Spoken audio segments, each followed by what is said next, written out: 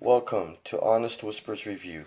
On this video I'll be reviewing Gundam Wing Endless Waltz W, Gundam D Custom, or Gundam Deathscythe H.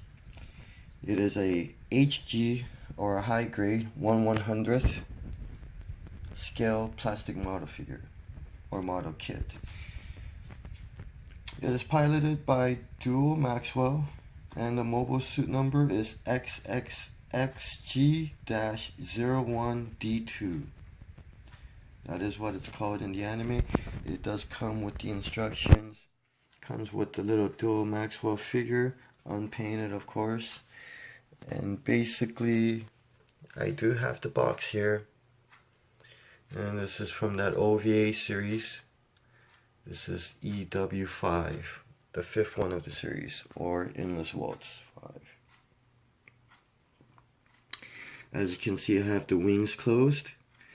I assembled it myself. I did do some details, but not all of it. As you can see on the face, or the head, everything from right there, the neck,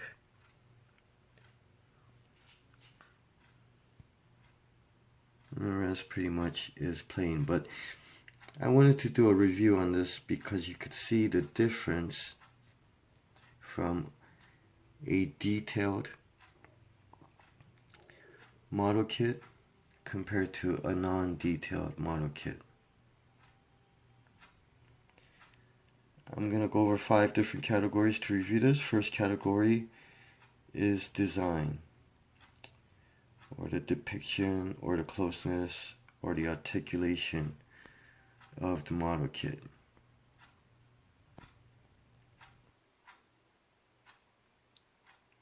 And as you can see with the wings opened up, there's a lot of details on this Gundam. Very nice and cool looking one. There's not too many special features, but I mean in the anime it really does have basically one weapon. And it does have machine guns or Vulcans, which is like on the top of, like near the top of his head. You can see each one on the side of his eyes. So that's supposed to be guns, but he doesn't have like a weapon other than the Deathscythe. And, or I guess you could call that beam scissors. That's what it says on the instructions here. So these are all the weapons and details, which makes the model kit very cool. I just love how they have all the details, the weight, height. I mean, it's like 7.4 tons, 16.3 meters. You know, like generator output, thrusters, things like that. Material, of course, that's always Gundanium alloy. But just like any other HG grade figure model kit, a lot of articulation, pretty much all the articulations for the neck, arms, shoulders, the shoulder shield, elbows, wrist, hand, waist, the ball joints on the legs, knees, which is pretty much double jointed. It bends, as you can see. I shouldn't be touching that, but as you can see here from the side, it bends right there on the side, on the top, and then it bends right there where the calf is. Now, one bad thing about this, and this is part of the design, is that as you can see, it doesn't really have a place where it holds the Deathscythe. I mean, he could pretty much grab it anywhere, but when he's holding it like that, it doesn't really stay on. I try to do the same pose right here as the cover. Otherwise, I mean, you can see here, there's the color guide, and also I could make it hold it like that. So there are some different poses. It doesn't show any dynamic poses for examples, but that looks pretty cool. So when he's holding it with two hands, it is a lot more stable. So it's not a huge hit on the design, but I think overall, I mean, you can see with the wing spread, it is a bit top heavy, so he can also in a way start leaning backwards if you don't have him completely straight.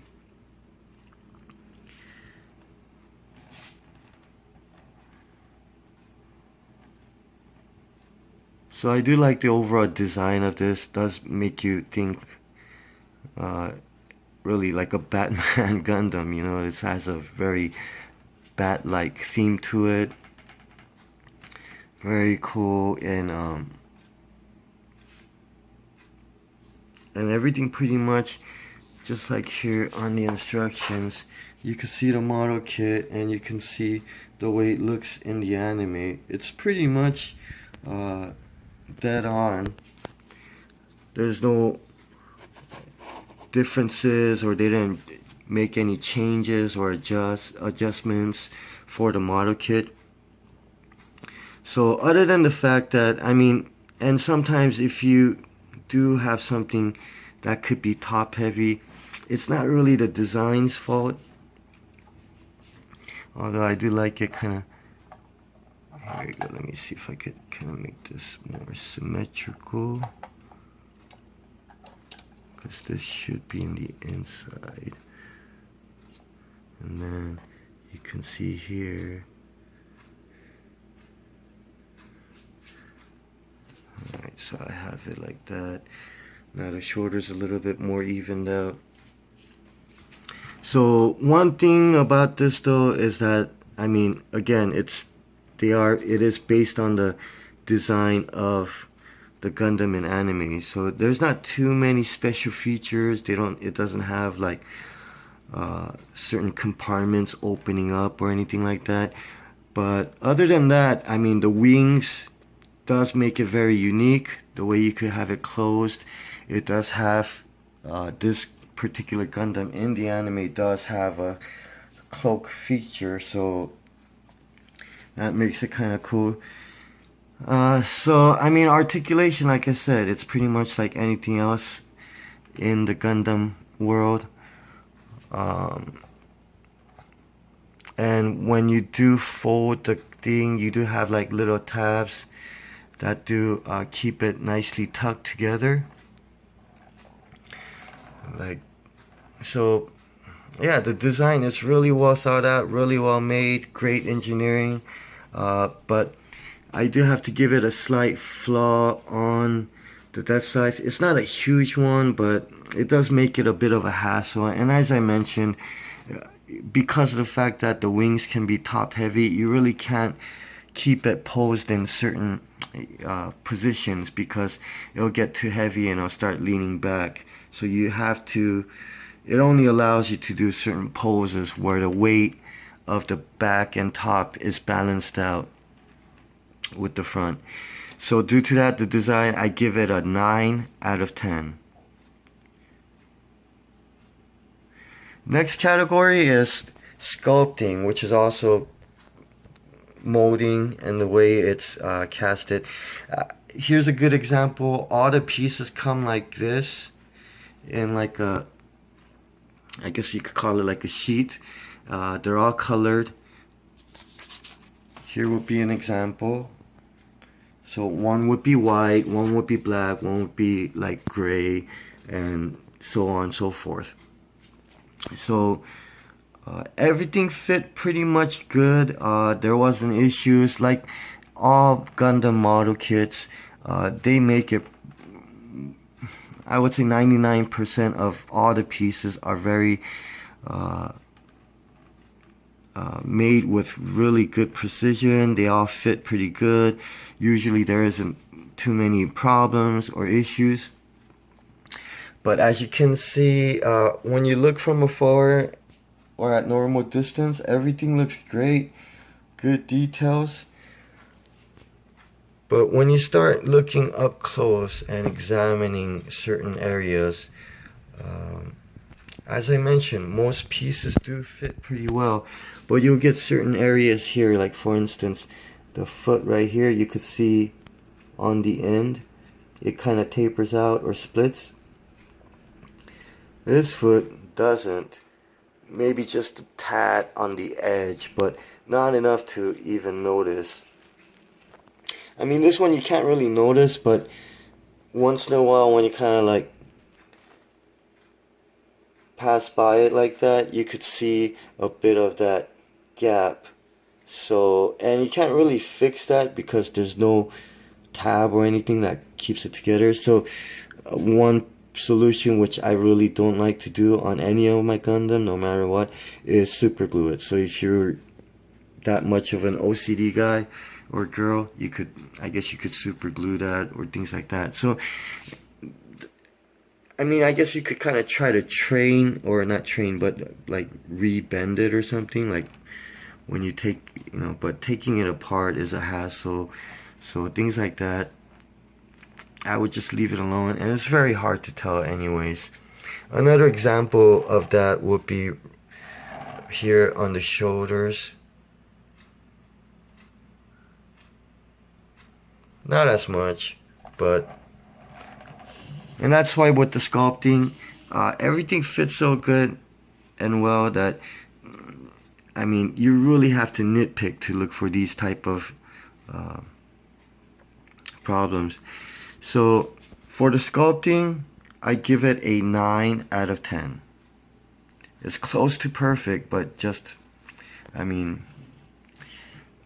and I'm sure all model kits are different, one, you know, but overall it fit good, but just missed the perfect mark.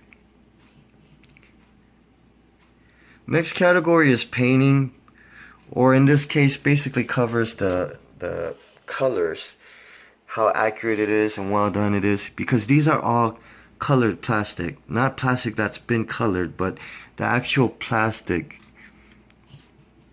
is white or black plastic or gray plastic, so on and so on. So if I broke that shoulder piece right here, then the inside and the back, everywhere, it would be white.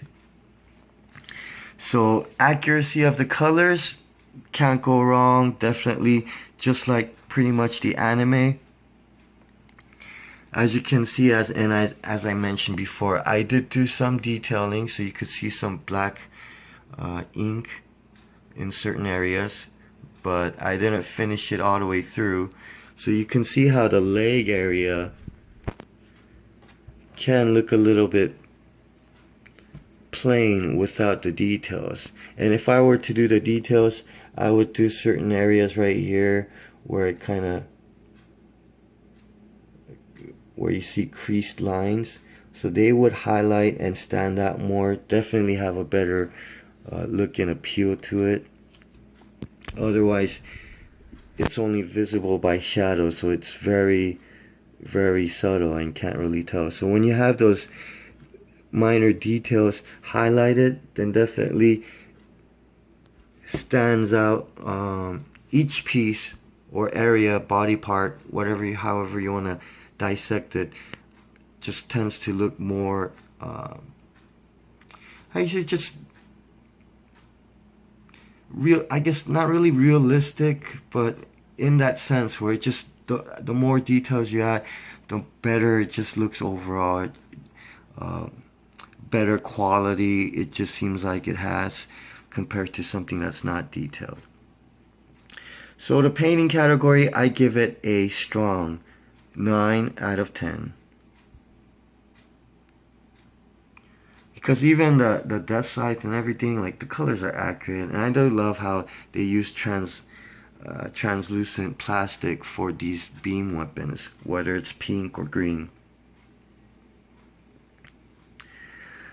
Now, fourth category is value. Value basically, this is a official Bandai product released back in 1998. Now, if they just made whatever number of productions and left it as that, then this would have a lot of value. The problem is that they tend to, how you say, repackage it. So they'll put a new box, new artwork, and then basically release it maybe like another between 5 to 10 years, or whatever the case. And even if you do look for this particular one that was released in 1998, the value of it isn't really that high. You could still pretty much get it maybe just a little over what the actual retail price is. Sometimes you might be able to find a bargain and get it for the same price, or maybe slightly lower than what this actually came out for. And I believe back then a high grade ranged from $25 to $30. Some were even as high as $35, depending on what store you went to, because a lot of stores do tend to overmark them. But I usually try to look for bargains or things like that. So the value on this isn't too high, but at the same time, with Gundam, if you do a lot of, say you make it really well, do perfect detailing and everything like that, I mean, you can sell it for more than what it actually costs. So it really depends on how much time you put into it. Not everybody tends to buy Gundam that's already built and assembled unless it has great painting or details. So due to that, I'm going to give the value a 6 out of 10. Once again, this is something that you could probably find new, unassembled, with a good box condition for probably around like $35, $40. This is more of the popular one, so you're probably harder to find it in that $30, $35 realm. But it's not impossible. It's just a matter of, timing, I guess. So overall, which basically accounts for all the 4 previous scores on design, sculpting, painting, or colors, and value. And for this, basically, overall, I like it. I like the look. It's very unique. Even in the Gundam world, there's not too many. There's a good number of black Gundams, but not that many compared to your standard colored Gundam, which is the red, white, blue, and yellow. But this one, I like the uniqueness of the design, and at the same time, there isn't too much complaints about the design that I have.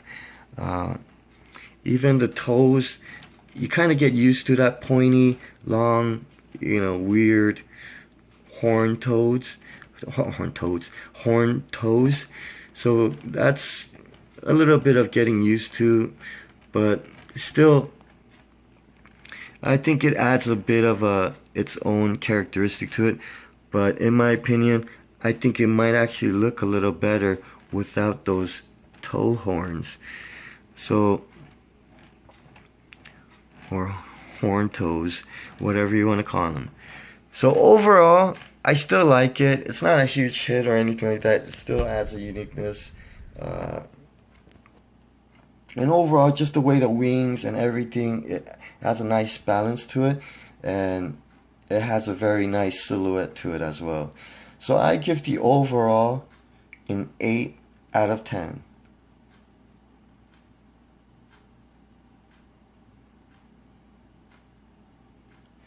So to recap, design, 9 out of 10.